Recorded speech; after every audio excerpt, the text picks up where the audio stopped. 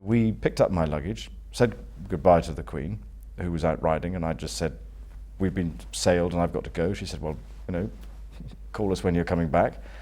And set off for Portsmouth. All we were told to do was that if we saw a missile coming towards us, then we were to climb and let it go underneath us. I remember looking out over my right side going, I'm not going to say anything about this, but I can see that coming towards me because I don't want to worry them. I suppose that was the one moment when I've got my lifetime's worth of adrenaline rush there. And it gave me a nasty little white fleck in the side of which only when I cut my hair can you see it. That's the ship's positions from the 3rd to the 9th of May. There's the Falklands and there's Argentina. The only way I can describe it is that if you've perhaps made a rather more risky overtake in a car than you would sometimes wish, and you get that sort of hot flush, well, double that, add 10, and then do it again. That's how hot and sweaty it became inside my immersion suit at that particular moment. You must have thought at some moments, God, I wonder if I'm actually going to come back from this. Did that thought cross your mind?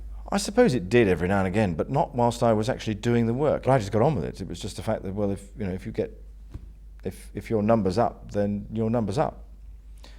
I was cannon fodder, basically, and there was no way that I did not give an instruction to anybody. I was purely there to be instructed and to get on with it, and that was my job. You can't see it on here. I've hidden it conveniently. They say sometimes when you move around, it starts dropping out. That was just checking no, before we started. Shouldn't move too much. Right, Nick? I'm wrong. And unlike the BBC, you haven't told me to sit on my hands. Is that what the BBC tells you to do? Sit on your hands? Well, particularly if you're in the radio studio. Because I had a pen in my hand. No, put the pen down. So they put the hand on the table and they said, no, you can't touch the table because the microphone will judder, so you've got to put your hands. So I basically sat on them. It was the safest place to put them. I guess to start off with, many servicemen and women train for war, but it's actually quite unusual really for people to go and fight it. What was your initial reaction when you realised I am actually going to go and fight? Well, it was unusual in the 1980s because we were training for the monolithic threat of the Soviet Union and the Warsaw Pact. And for a considerable number of years, we'd done just exercise after exercise after exercise of reinforcement of Europe, those sort of exercises. When the Falklands came along, everybody was taken slightly by surprise. We were well trained, but not for that particular aspect of warfare, so we had to go through the whole process again. And I suppose that the day that we were told, which was I think kind of like April the 2nd, that we were destined to go off to the Falklands. At that stage, nobody thought that we were actually going to get to the Falkland Islands to actually do anything. So the training process then took place all the way down. But since then, and particularly since the demise of the Cold War, a lot more people in the armed services are facing operations on a daily basis, live operations on a daily basis. And you only have to look at the chests of the Air Force, particularly the Air Force, to see the number of medals that they've got, the sort of campaigns that they've been taking part in. And quite a few of them have got gallantry medals. And the Army are beginning to get the same sort of numbers of medals as well. And there's a Sierra Leone medal in the pipeline. There's, I presume, a medal for Afghanistan going to be coming along. So we've got people doing it now quite frequently. But in the early 80s, it was a new thing to do. So there was an element of surprise that we were going to be called upon, but nobody thought that we were not ready to do it. And it was just a matter of, that's our job, we'll get on and do it. What was your family's reaction though? I mean, my understanding is that the Prime Minister, wasn't that keen on you going, presumably because of the PR question marks about, it would have been very damaging to lose a royal son, and you actually had to go and persuade your parents that it was the right thing to do. Is that right? I mean, what was their general reaction anyway? I don't think actually I had to go and persuade anybody. I mean, it was a straightforward fact that I was a member of one of the units that was allocated to the task. if the Prime Minister thought that it wasn't a good idea, then I mean, I don't know exactly what was said, but if that is what you're suggesting was the case, then I would have thought that the right and proper thing for the Prime Minister to do is to say, should the Duke of York, which in those days, should Prince Andrew go? And the answer from here would have been quite simple. Well, of course he should go. He's a professional naval officer. There's no restriction on a member of the royal family not going to war. So I mean, you know, that's his unit has been allocated to the task, and off he goes. It's as simple as that. I don't think there was any more than a passing question. If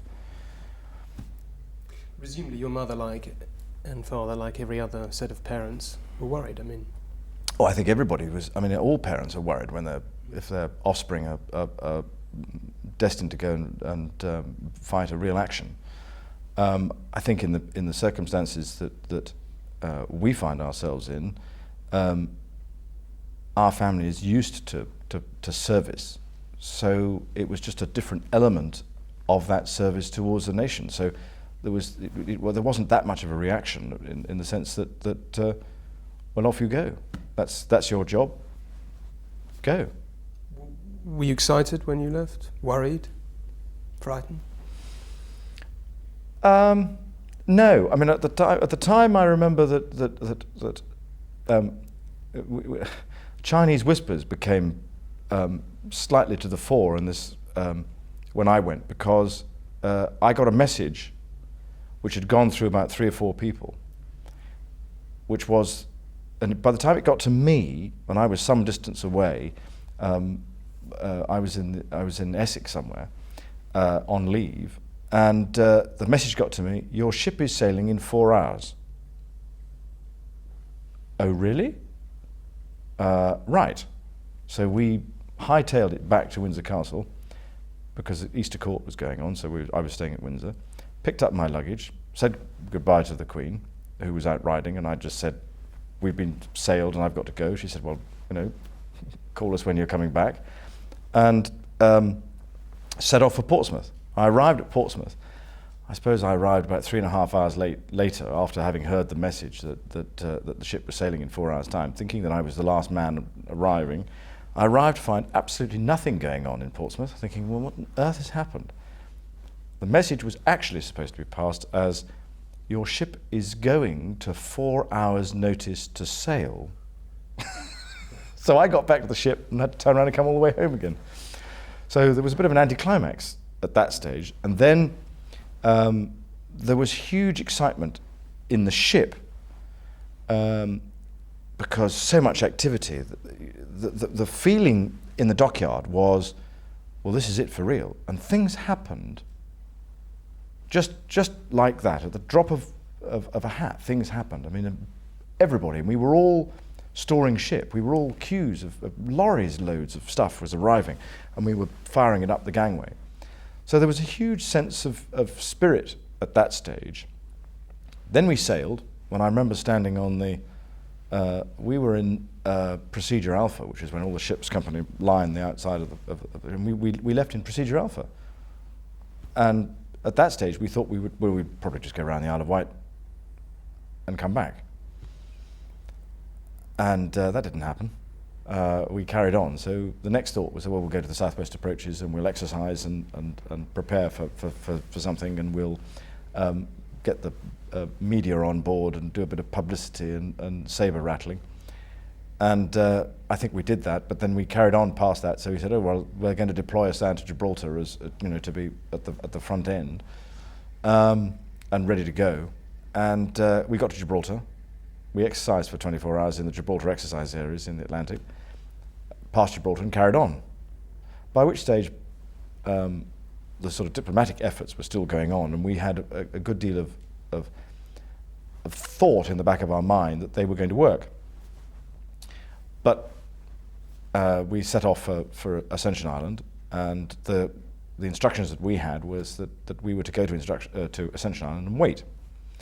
So we prepared and we trained, and all the while, all our training had been using drill weapons. We arrive at Ascension Island and stop. So we drop anchor and everybody sort of sits around in the sun and waits to see what's going to happen next. And with only a matter of hours later, we were up Pick and straight on south. And it was at that moment that people realized that this had become a shooting war. And there were two things. First of all, it was the sailing from Ascension Island, because there was nothing between Ascension Island and the Falkland Islands. And the fact that from that day forth, all the drill weapons were put away and live weapons came out. And so from Ascension Island south, live weapons, people then realized that things, and so we went on to an advanced stage of readiness. And by that stage, we were in a routine. And by that stage, it was business. This is what we trained to do. This is our job. Therefore, we will just get on with it. And so at that stage, there was no real concern. It was we'd started, and therefore we just ramped up, and we were prepared. We were ready for it by the time we got there. But the atmosphere must have changed. You know, obviously did change when Sheffield was hit. You were flying. Yeah, we were already there by then. That was later on. I mean, Yeah. having arrived in the Falklands, and we knew it was going to become a shooting war. The first thing that happened, of course, was the Falcon that came down. Yeah.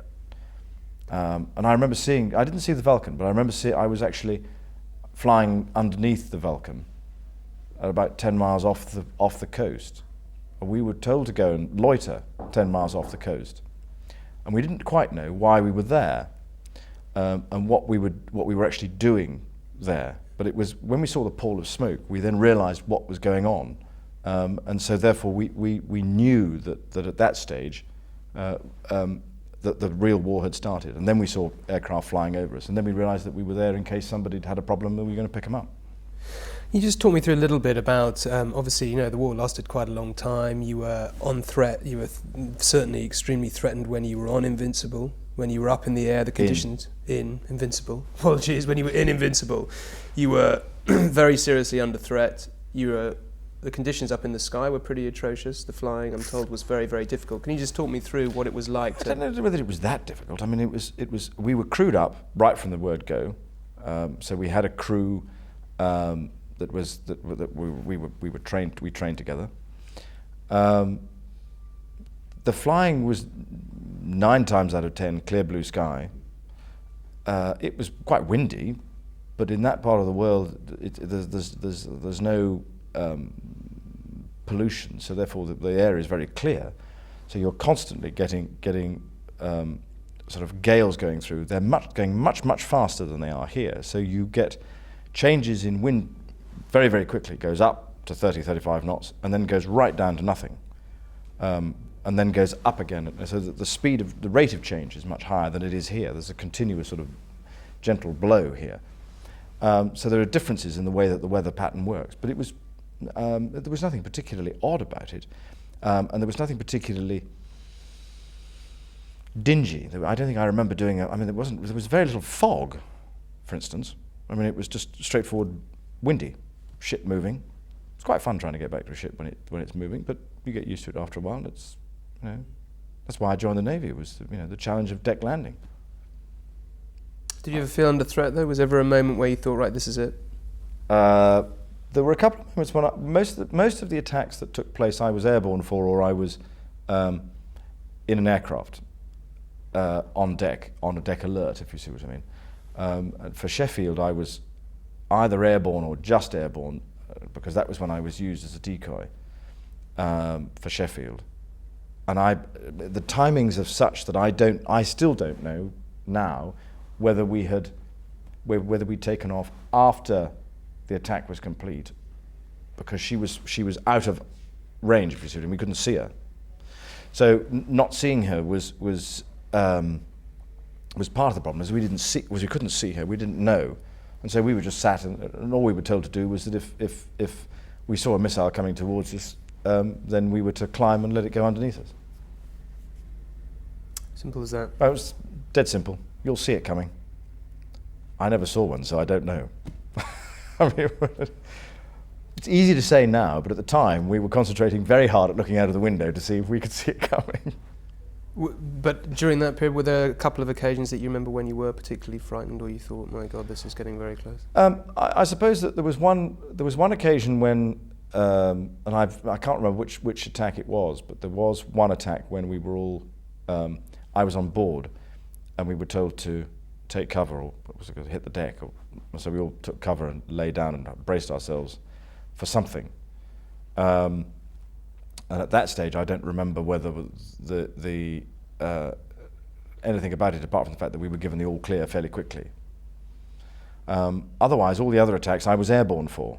And the one that I remember particularly was the attack that succeeded in hitting Atlantic Conveyor.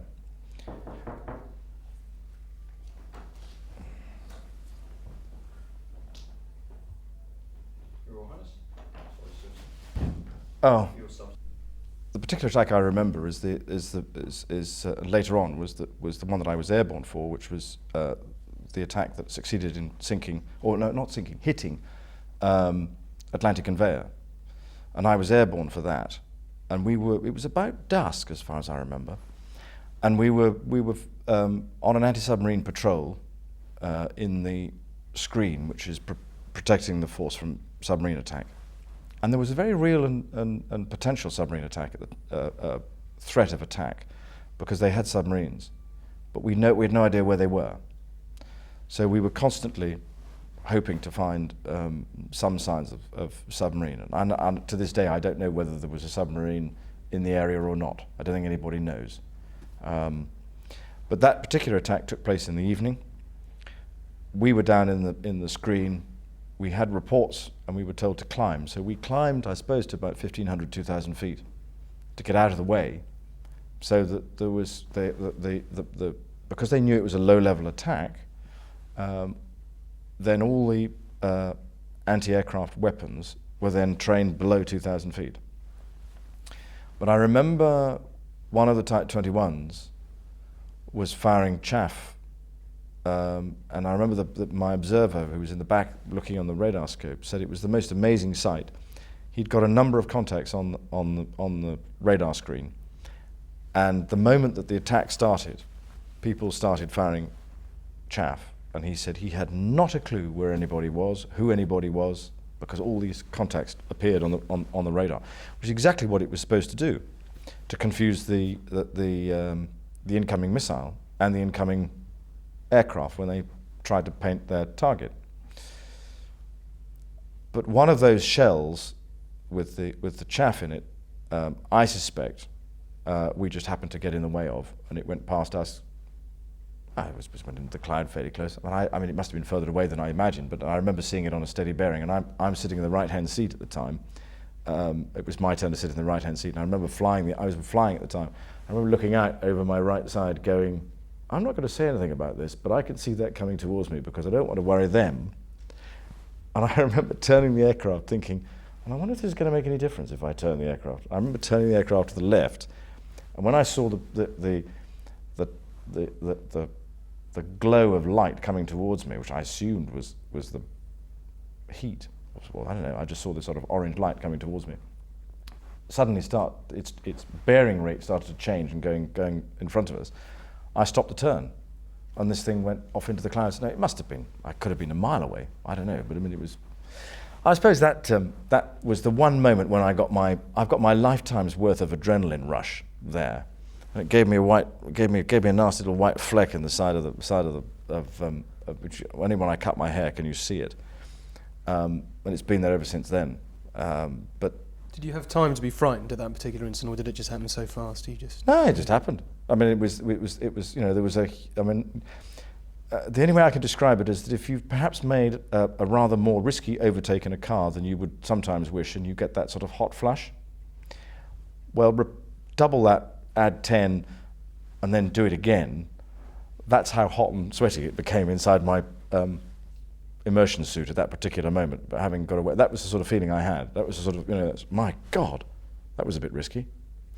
But from then onwards, I mean, it was a matter of I did one orbit at that stage, and then it became perfectly clear that Atlantic Conveyor was in difficulties. So we were down there like weasels and there were about 6 or 7 aircraft within 5 or 10 minutes, sitting over her deck, pulling people off. I mean, she was burning by that stage already. I never got anybody off her.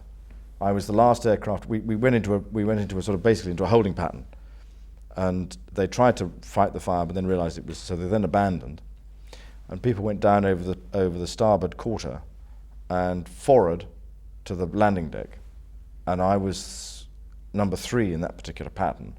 And by the time we got over the deck to land, it was quite obvious when we looked out that there was nobody there. There was nobody to be taken off.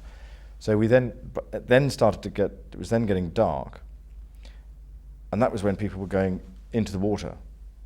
And there must have been 3 or 4 helicopters sitting in the hover alongside. There was also Type 21 who was alongside trying to fight the fire as well. Quite a complicated arrangement with lots of floodlights trying to search for people as they floated away from the ship. I think we picked up 3. And we directed other aircraft onto a lot of others, in the sense that we could see somebody and we'd go, there's one coming your way, you'll pick him up in about 2 minutes as he comes past you. And the commanding officer, I think, the master of Atlantic Conveyor was never recovered when he went over the side, and nobody knows where he went. But I picked up a couple, maybe 2, maybe 3, I can't remember. That kind of thing, presumably, though, is quite traumatic, not necessarily the time perhaps afterwards when you think about it, seeing down, seeing burning, sort of trying to make sure that you rescue people searching in the darkness. Yeah, yes, I suppose it was, but it was it's part of what you're trained to do. And the most valuable thing about those aspects is that when you've completed those tasks, the first and most important thing you must do is to go and talk about it. And did you? Well, you've got to, because that's the way to relieve that trauma. And if you talk about it, and you get that sort of immediacy of the situation off your chest, you can then go to sleep. And if you can go to sleep without worrying about it, you've got another thing to do. By the end of, I did 113 flying hours in the month of May alone. That's quite a lot of hours. And by the time it came around to that sort of the end of May, beginning of June, I had lost track of whether it was morning or night, in the sense that there was no logic behind the times. And quite often, because the ship, of course, had no windows in it, you would arrive on deck and discover that what you thought was 6 o'clock in the morning was actually 6 o'clock at night, and it was dark. And that happened on at least 2 occasions, that I got up thinking that one thing and had a meal, and I worked, eventually, about halfway through May, I worked out that the best thing to do was to have 2 meals a day, not bother with a third. Have one when you got up, before you flew, and one when you got back, which were basically the same, which also added to the confusion. So you ate roughly once every 12 hours. It was the only way to do it. By this stage, quite a lot of people had died. The British public had some really big shocks. You must have thought at some moments, God, I wonder if I'm actually going to come back from this. Did that thought cross your mind? I suppose it did every now and again, but not whilst I was actually doing the work. It's funny, when you're actually doing the work, I'm certainly from my perspective, I don't know about other people, I mean, each and every person deals with these things in a different way.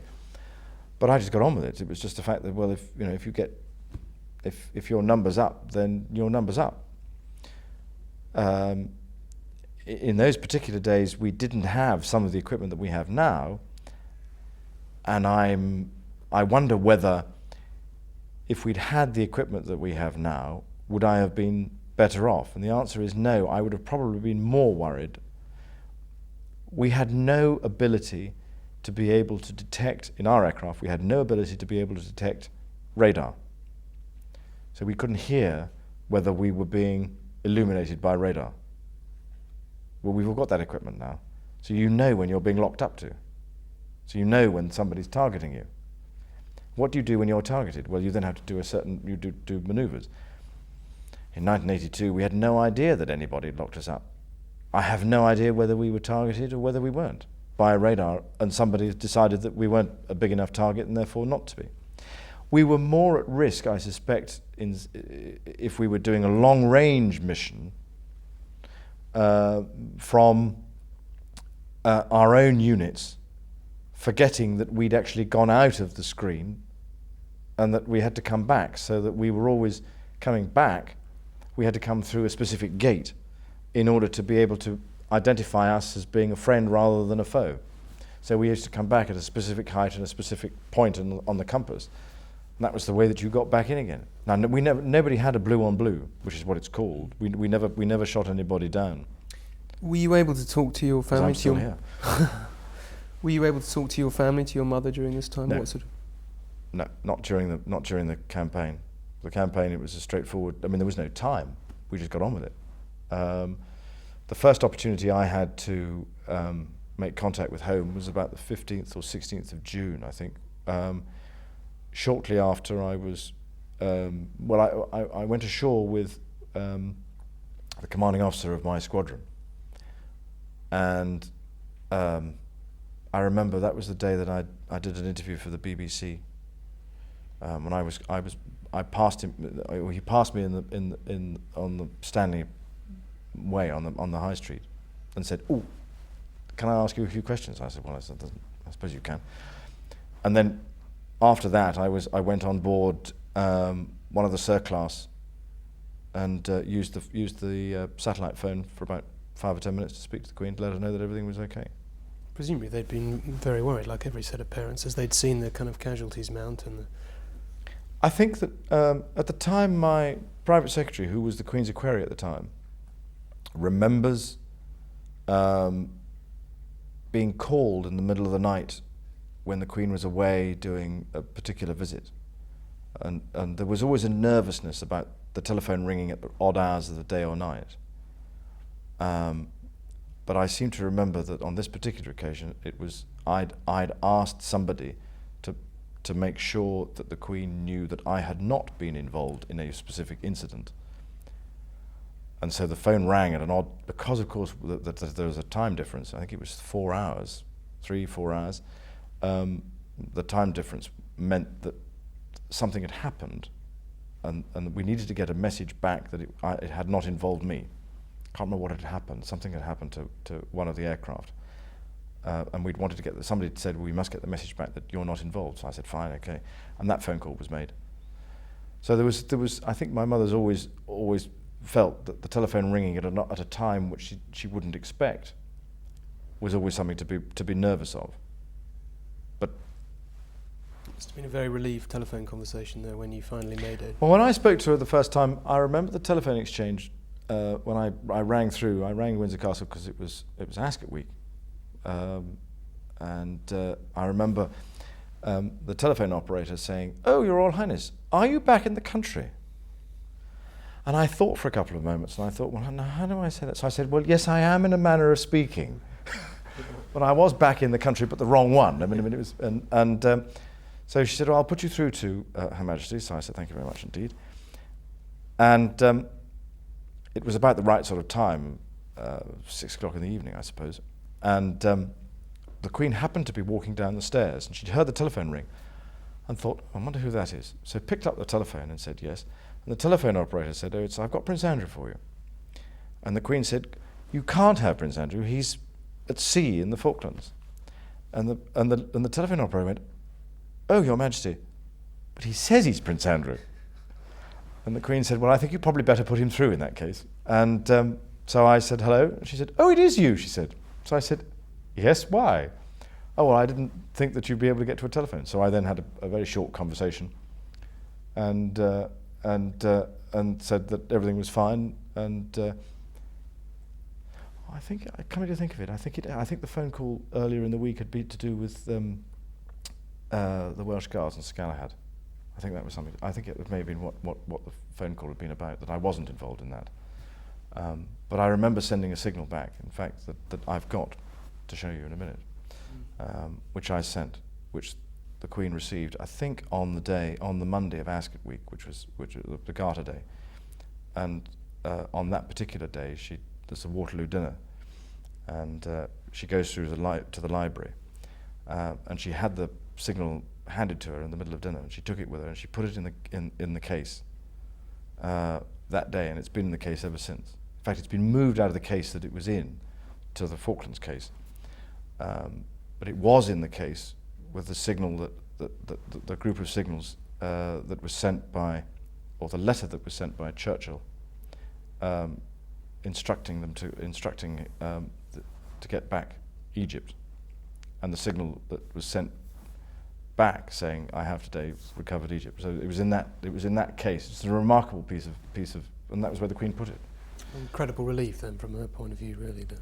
Yeah, she's quite pleased to speak to me, I think. And then I said, "I have no idea how long we're going to be here for." And we were there from the middle of June through until the middle of July.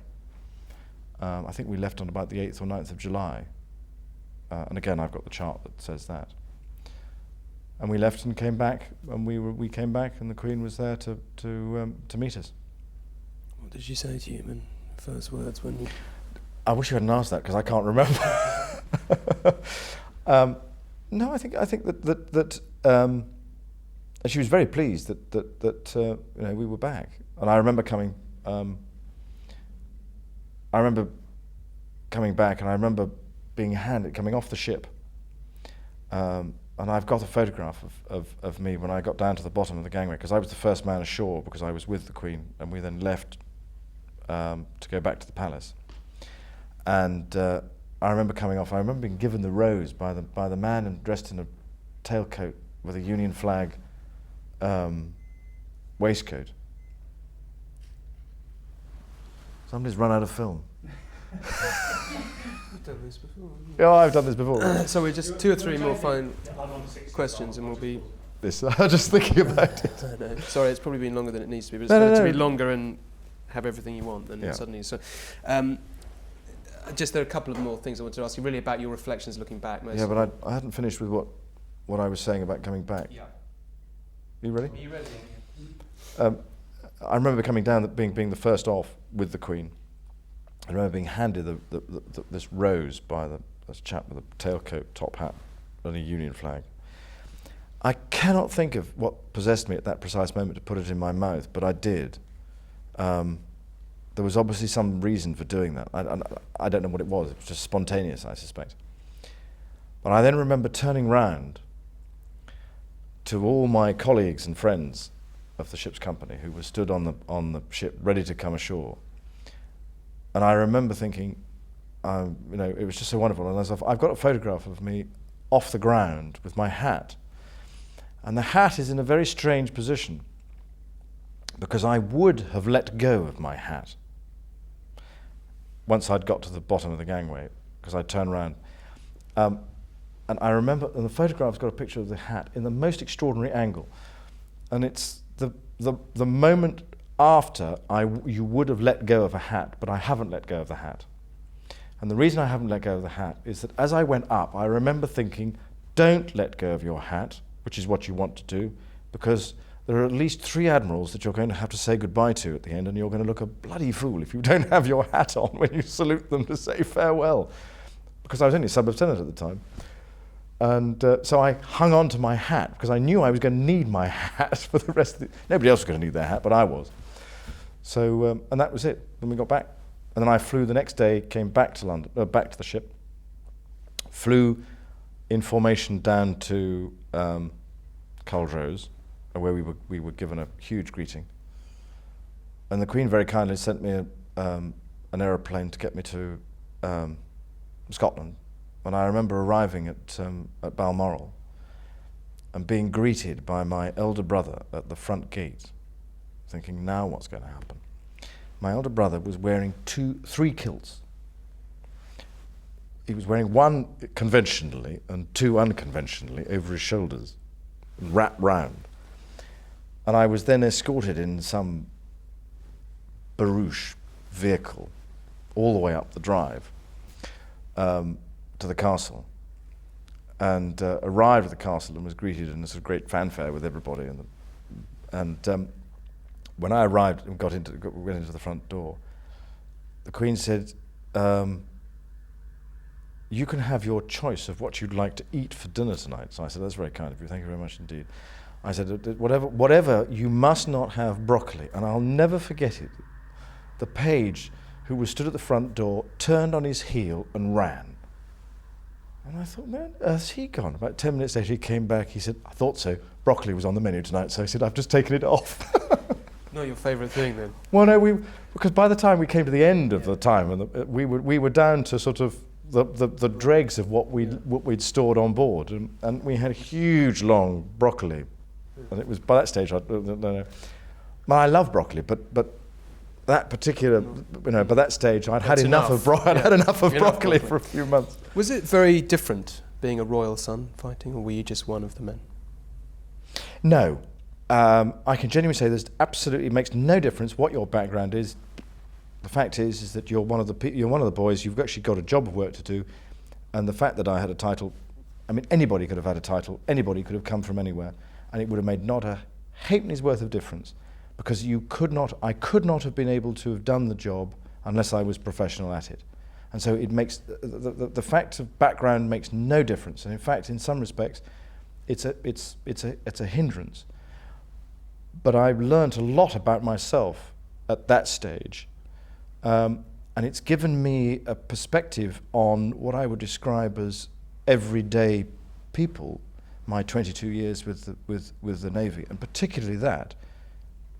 I mean, there were a lot of sharp edges before I went to the Falklands, and I remember coming back thinking, well, some of these sharp edges have gone off, and there's a bit more, and you grow and you develop as you go through life, and that was a huge growing up experience, and I mean, there is part of me that says you should all experience what I experienced, but I would never wish it upon any of you, because going to war is not something that anybody would recommend. But as a growing experience, being put in those positions and in those conditions, those positions, those areas of stress, that it changes you. Is there a specific way do you think it's changed you? I mean, the experience of fear and adrenaline. For the last 22, if you see what I mean, the last 20 years. I mean, I just joined the Navy, so I was year and a half, 2 years in when I went to the Falklands. So that was a very early experience. I've changed again in the last 20 years, the same amount I had probably changed in those 2 years. Again, and I've grown and developed and learnt a lot more. And you learn something new every day. So I mean, But it was a very intense experience that not many people go through. No, and I'm tremendously grateful that there's part of me that says I'm tremendously grateful that I actually had the opportunity to do it. But there's another part that says nobody should do it. You shouldn't have to go to war. We shouldn't have to go to war. But if you have to, and that's your chosen career, then so be it. And I was tremendously privileged to have been a part of, and don't forget, that I was a sub-lieutenant, which is the most junior officer, apart from midshipman, in the Navy. I was cannon fodder, basically, and there was no way that I did not give an instruction to anybody. I was purely there to be instructed and to get on with it, and that was my job.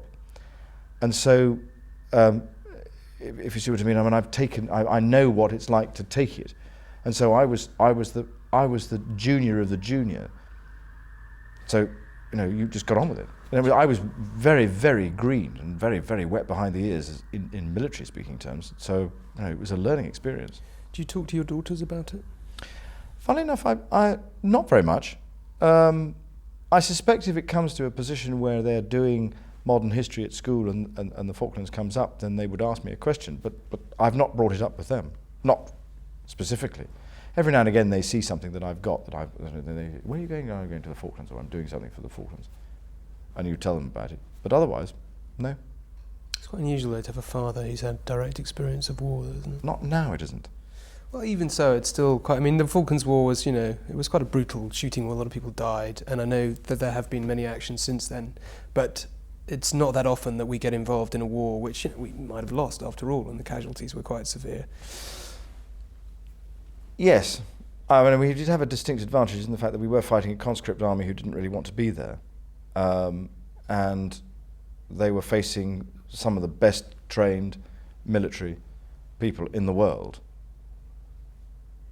In some respects, they'd taken on a bit more than they could chew. Even though we only sent a fairly small, 2 brigades. But the remarkable thing about it is the fact that, first of all, I was a junior officer, but I was a very, very, very small piece in a very large game. I mean, the United Kingdom deployed 27,000 men, be they Navy, Army or Air Force, 8,000 miles, and sustained them through a sea line of communication for nearly 4 months, which is a remarkable achievement for anybody. I mean, even those people with whom we worked with in NATO, and those whom since we are now friends with in the Soviet Union and the Warsaw Pact, the former Warsaw Pact, said, we didn't think you could do it. I mean, it's a remarkable achievement. So I was only a very, very, very small cog. If I was even a cog, I was just a spoke in one of the wheels of a huge effort. Last question, really. When you look back on the war now, what are your abiding memories or reflections upon it? Not, in any sense politically, but as a human experience, the experience of war. I remember that if the first thought was that if I was asked to do it again, I would know what to do, and therefore I would be more capable the second time around. And in all the subsequent campaigns that have happened, I've only played a minor part in them, partly for no reason other than my ship or unit has been doing something else or not been directly involved. So there's always that feeling that if it ever came round again, I could do it. The other one was the tremendous pride in the fact that as a group of people, we achieved something that most of the world thought was not possible. Again, 27,000 men, 8,000 miles away, down a sea line of communication that's 8,000 miles long with virtually nothing in between. One island and Ascension Island, and that's it. It's a remarkable achievement to have been a part of, and so that's where I think. I mean, there are minor incidents that you hear about. There are moments when I remember getting wet because somebody we directed somebody else thought he had a contact and directed us. No, I didn't get wet. I got somebody else wet. When somebody directed us on to drop a depth charge to do a classification run. We used the depth charge to see if we could get the contact to move. And I remember dropping one fairly close to another helicopter, and I remember him calling up on the radio and saying, "Thank you very much indeed, we need to turn the windscreen wipers on." That was at night. So he couldn't see it. He just suddenly noticed that the window had got all, so he turned the windscreen wipers on and had to wipe the seawater away. Came back, washed the aircraft. A lot of humour probably in war, I imagine. Very tired. You've made it clear you were very, very tired a lot of the time. You couldn't tell night from day at one point, but a lot of suffering as well. You have to realise that the Navy is in a different position to the field forces. Those that are on the ground are in a different position to those of us at sea. We remain there longer, but we take our, as it were, living quarters with us, and we live in where we work, whether it's peace or war. So there's no real difficulty about that. The guys in the field have a different perspective. Now, I've done some field work, but not very much, and I have tremendous respect for those people who were actually in the field. I mean, what those Royal Marines faced when they yomped across was extraordinary. I mean, that is putting yourself out. That is loyalty. Because I did the commando course before I went to, so I knew what they did, and I remember that we do a 30-mile march as the final test for the Green Beret, and that march is designed as a one-off in your career. You should never have to do it again, but it is there to tell you or to teach you that should you ever be required, you can do it again. And those guys marched something like 40 miles with a full pack. So they already knew they could do it because it was part of their original course. So they knew they could do it. But so I knew what they were going through because I'd already done it myself. And there aren't many of us who've done that particular course. I think I'm the only officer to have done Dartmouth and Lympstone concurrently, but that's not part of this particular. Well, thank you very much. You're very very good. welcome. Sir, are you happy? A quiet day with depressing and gloomy weather consisting of low cloud, poor visibility and rain matching the sombre moon on board as the full impact of yesterday's event sinks in.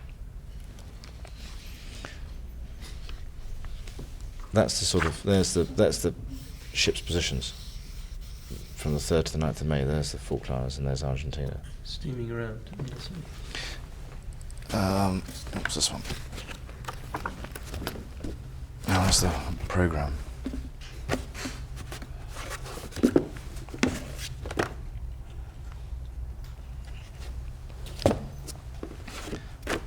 That looks rather a depressing photograph. Oh, here's the signal.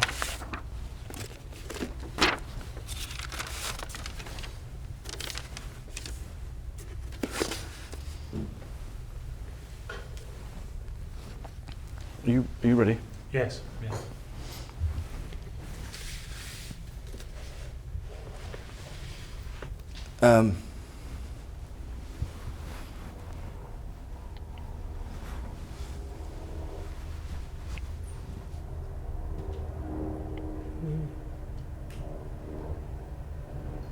Yes, if you have any push, the sooner the better.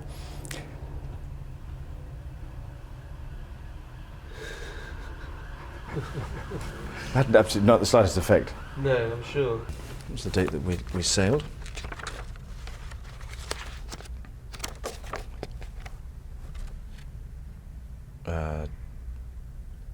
Yes, 4th of July we sailed. 1st, 11th of July? No, it was about the 12th of July, I think it was. And we were then told Invincible and Bristol depart at 2000. I remember it, and that was it. Home.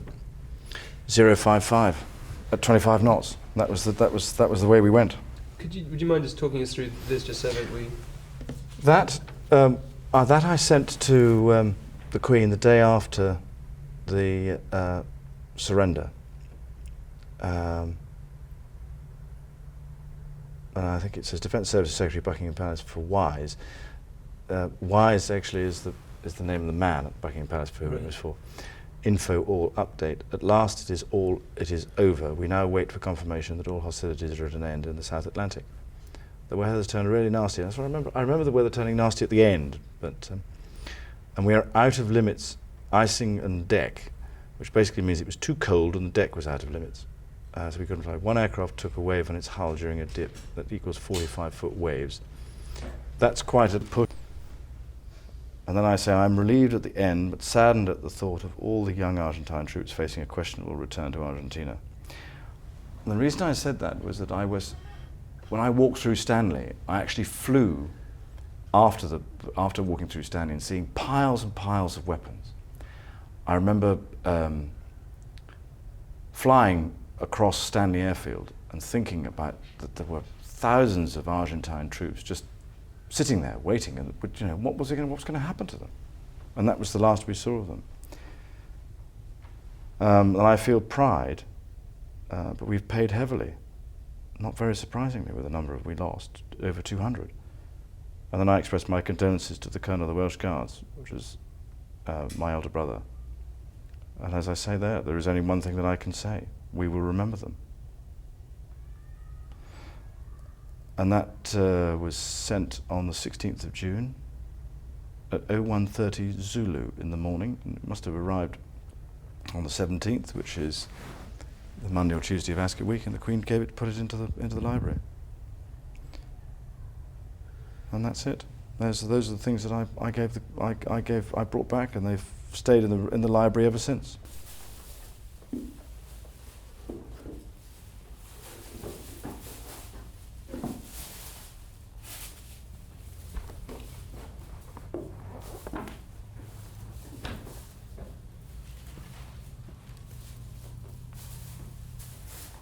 Thinking what you said there, they might not roll. Just thinking, you know, the sort of Hollywood view of the Vietnam War is that it was all kind of a disaster and officers sort of being shot by their men and everything. They've done all these studies in America recently. This guy from Harvard did a study which basically showed that the vast majority of